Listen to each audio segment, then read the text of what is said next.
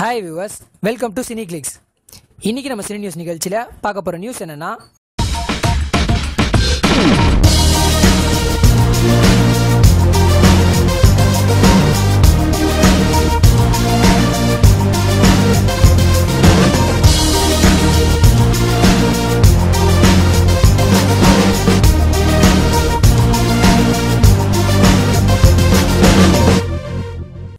அஜித் படத்தில் நடித்துள்ள உயரமான நடிகர் ஆத்மா.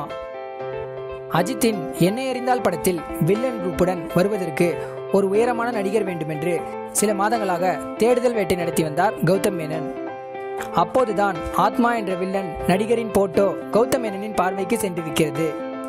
அதையடுத்து அவர் யார், என்னென்ன படங்களில் நடித்துள்ளார் என்று விசாரித்த போது ஆர்யா நடித்துள்ள மீகாமன் படத்தில் 7 வில்லன்களில் இந்த ஆத்மாவும் ஒரு வில்லன் என்பது தெரிய வந்திருக்கிறது.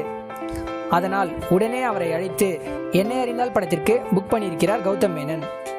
அதையடுத்து அப்படத்திற்காக 12 நாட்கள் படப்பிடிப்பிலும் கலந்து கொண்டாராம் ஆத்மா.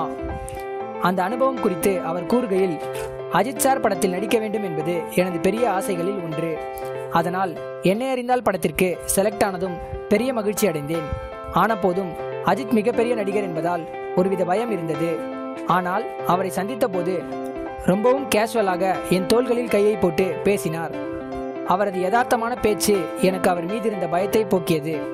அது மட்டுமின்றி தினமும் ஸ்பாட்டுக்கு வந்ததும் என்னை அழைத்து பேசிக் கொண்டிருப்பார். அவருடன் நடித்த போது நானும் நன்றாக நடிக்க வேண்டும் என்பதற்காக டிப்ஸ் கொடுத்தார். இப்படி அவருடன் யார் நடித்தாலும் அவர்களும் நன்றாக நடிக்க வேண்டும் என்பதில் அஜித் ரொம்ப கவனமாக இருந்தார்.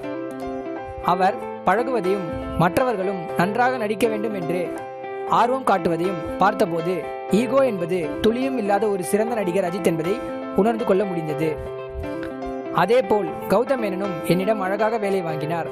ஒவ்வொரு காட்சியையும் நடித்து காட்டி என்னை நடிக்க வைத்தார். அதனால்தான் என்னால் சிறப்பாக நடிக்க முடிந்தது. அதனால் மீகாமன், என்னை அறிந்தால் படங்கள் திரைக்கு வரும்போது கோலிவுட்டில் நானும் பேசும் நாயகராகி விடுவேன் என்கிறார் வில்லன் ஆத்மா. ஓகே வியூவர்ஸ், இன்றைக்கி நம்ம பார்த்த நியூஸ் உங்களுக்கு ரொம்பவும் பிடிச்சிருக்கோன்னு நினைக்கிறேன். மீண்டும் பல புதிய தகவல்களுடன் உங்களை சந்திக்கிறேன்.